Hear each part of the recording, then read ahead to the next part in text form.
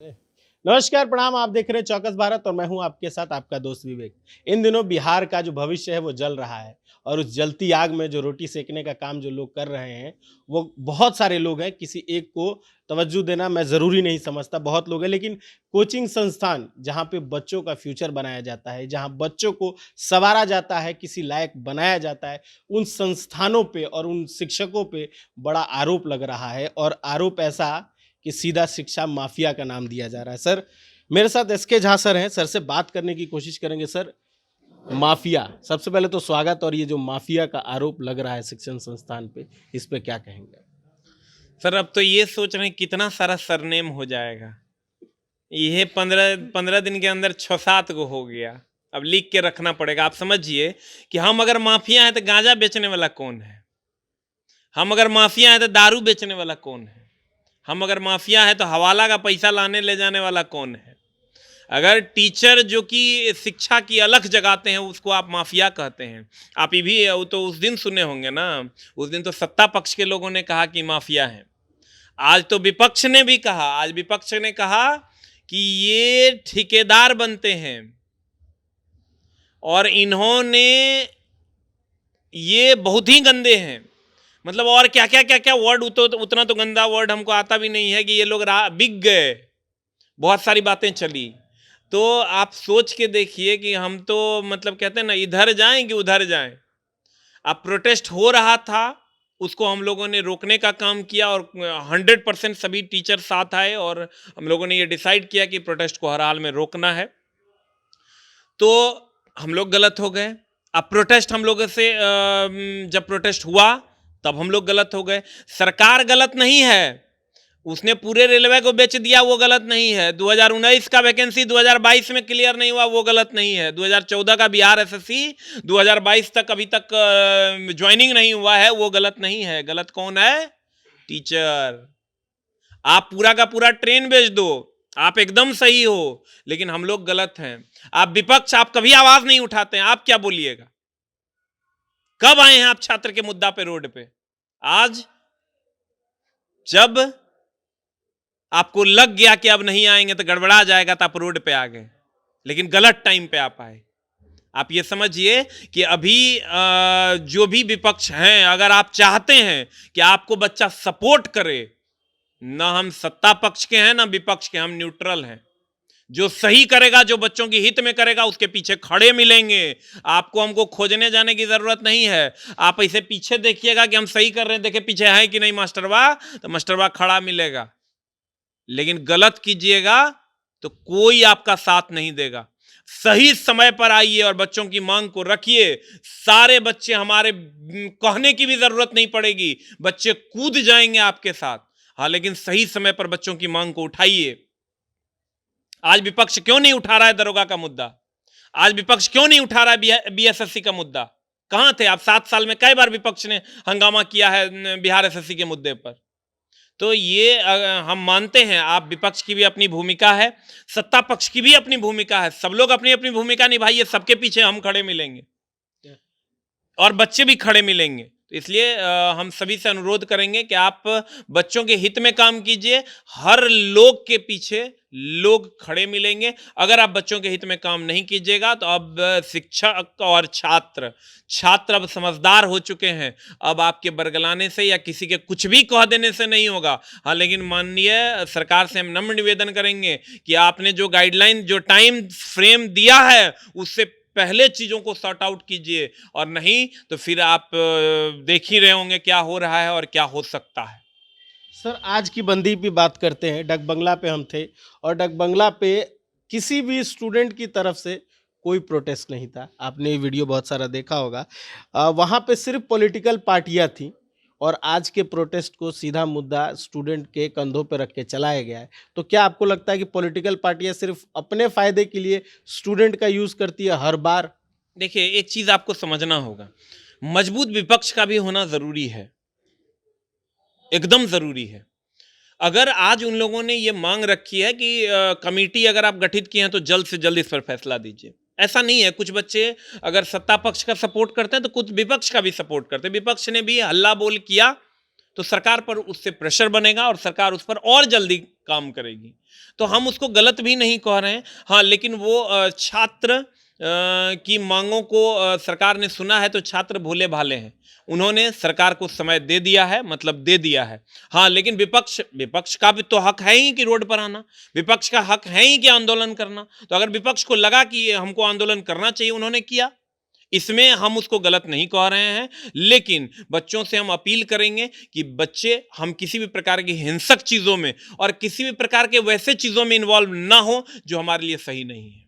लेकिन सर वही अध्यक्ष अगर बात करते हैं जैप अध्यक्ष पप्पू यादव का, तो उन्होंने जब प्रेस से बात किया तो उस वक्त कहा कि कहाँ है आज कोचिंग संस्थान के वो टीचर जो रात में आके बच्चों को उकसाते हैं या बच्चों को प्रोटेस्ट करने के लिए कहते हैं। जब आज बिहार बंद का ऐलान है तो वो टीचर क्यों घुसे हुए हैं, क्यों फरार हैं, क्यों अंडरग्राउंड है? उन टीचरों को आज बाहर आना चाहिए। आप लोग उनसे पूछिए कि वो कहाँ हैं, कौन सी दुनिया में चले गए हैं वो लोग। देखिए, आज मैं लगभग 15 से 20 इंटरव्यू दिया हूँ, तो मैं अंडरग्राउंड नहीं हूँ और ना ही मैं किसी बिल में छुप गया हूँ। आप देखिए, मेरे ऊपर एफआईआर है, हम आपके सामने हैं, कहीं से कोई समस्या नहीं है। वो तो माननीय न्यायालय का मामला है, न्यायालय से हमको, न्यायालय पर भरोसा है, न्यायिक व्यवस्था पर भरोसा है। अगर हम दोषी होंगे तो हम सज़ा पाएंगे।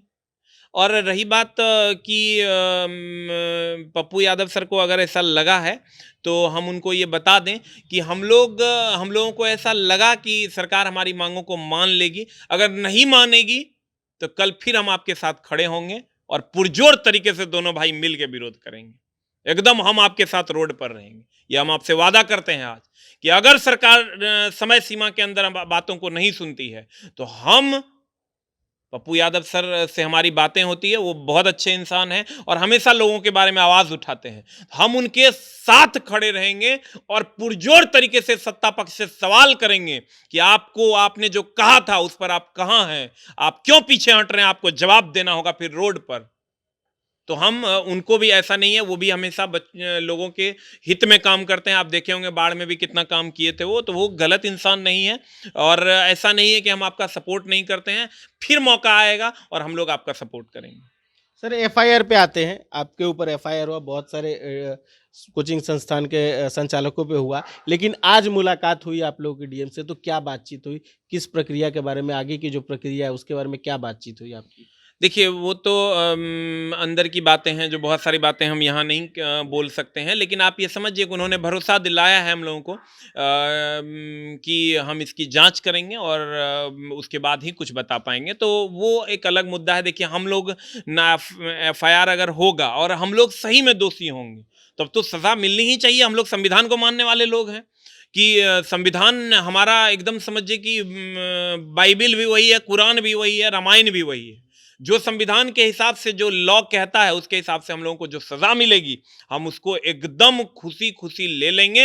हाँ, लेकिन जो बच्चों पे एफआईआर हुआ है वो आपको वापस लेना चाहिए। ये हम सत्ता पक्ष के लोगों से नम्र निवेदन करेंगे। आपने कहा कि प्रोटेस्ट को रोक दिया जाए, सभी बच्चे देखिए रुक गए हैं, लेकिन जितने भी, एक भी बच्चा अगर है तो उसके लिए आवाज उठेगी। ये हम वादा करते हैं आज आपके सामने कि अगर एक भी बच्चे पे एफआईआर हुआ या गलत तरीके से उन पर केस दर्ज होता है, तो आप इस पर संज्ञान लीजिए, क्योंकि वो गरीब बच्चे हैं, उनके पास इतना भी पैसा नहीं है कि वो केस लड़ पाएं।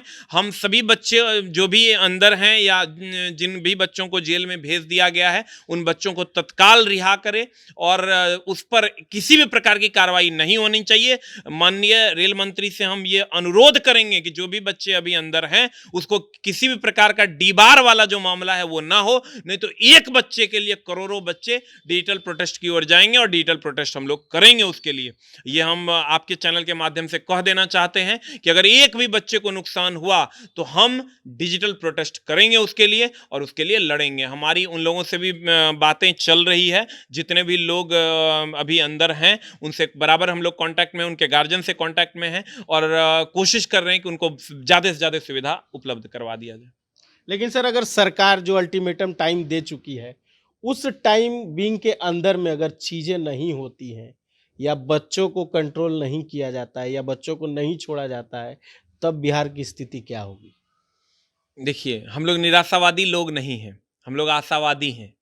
हम लोग हर चीज़ में एक आशा की किरण देखते हैं। हम शिक्षक हैं। हम लोग हमेशा अगर आप दीपक को बुझा भी दीजिएगा तो हम लोग उसमें भी एक रोशनी देखते हैं। कालेपन में भी रोशनी होती है, वो देखने का तरीका होना चाहिए।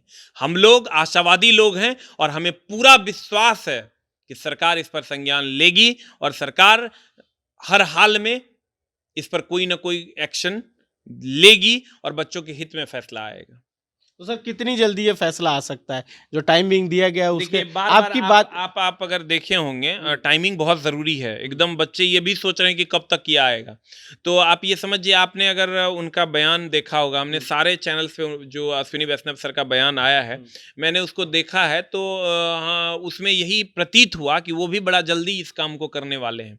आप देखिए ना, 2 से 3 दिन हुआ है, सभी आरआरबी के चेयरमैन को लेटर मिल गया है कि आप बच्चों से बात कीजिए, टीचर से बात कीजिए और जो उसकी मांगे हैं उसको हम पूरा करेंगे। अभी स्टेट गवर्नमेंट को, सेंट्रल गवर्नमेंट, सब सारी बॉडी एक्टिव मोड में चली गई है। तो हमको तो लगता है कि जो टाइम फ्रेम दिया गया उससे पहले ही इसका रिजल्ट आ जाएगा। और देखिए, हमने ये भी बहुत सारे लोगों के मन में चल रहा है, जब ये सारी बातें आपको पता ही हैं तो कमेटी गठित करने की क्या जरूरत थी।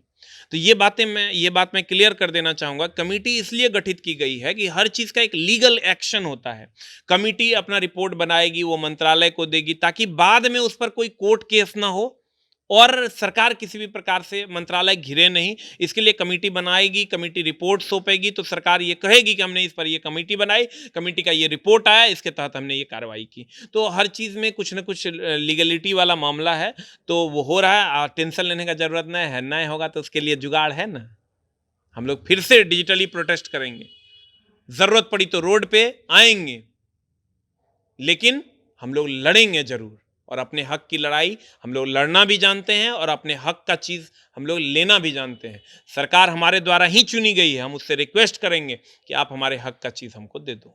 लेकिन सर आज के प्रोटेस्ट में जो पार्टीज़ हैं, जो अगेंस्ट में आई हैं या जो स्टूडेंट के साथ हैं, उन पार्टी ने कहा कि ये बीजेपी का आज का एजेंडा नहीं है। कमिटी गठित कर देना, बैठा देना, कार्रवाई कर लेना, समय दे देना, लेकिन लिखित रूप से कभी नहीं देते हैं वो, और साथ में टाइम लगाते हैं चीज़ों को देने में। और अभी चुनाव का मुद्दा है, 5 राज्यों में चुनाव चल रहा है। चुनाव के चक्कर में बीजेपी ये सारा प्रोपेगेंडा आजमा रही है। तो आपको क्या लगता है कि ये सही में चुनाव के मद्देनज़र रख के किया जा रहा है कि सही में बच्चों के हित में कुछ आने वाला है? देखिए सर, है ऐसा कि हम लोग को तो हंसी भी लगता है कि सब चुनाव, राजनीति, सबसे हम लोग बहुत दूर हैं सर। भर दिन पढ़ते पढ़ाते हम लोगों का जो है जान निकल जाता है।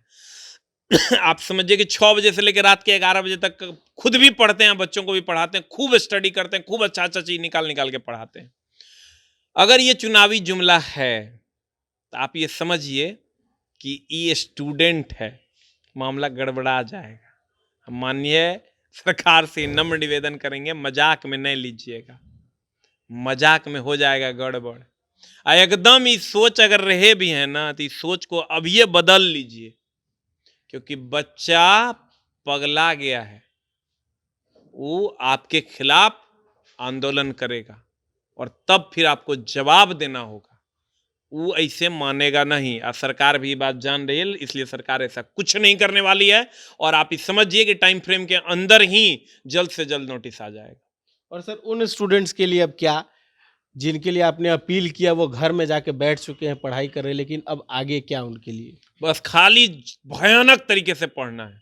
लड़ाई हो गई, पढ़ाई चालू करो जल्दी जल्दी, क्योंकि सर कहते हैं लड़ाई पढ़ाई दोनों जरूरी था, लेकिन लड़ाई हो गई ना। अब जे तो तुम लोग चट्टा सब जे करना था कर लिया, हिंसा गलत था उसमें, बाकी तुम्हारी मांग थी, तुमने सरकार ने अपना पक्ष रखा है। अब पढ़ाई करना होगा, क्योंकि अब आप देखिएगा इस बार का जो कट ऑफ था वो बहुत हाई फाई लेवल में चला गया।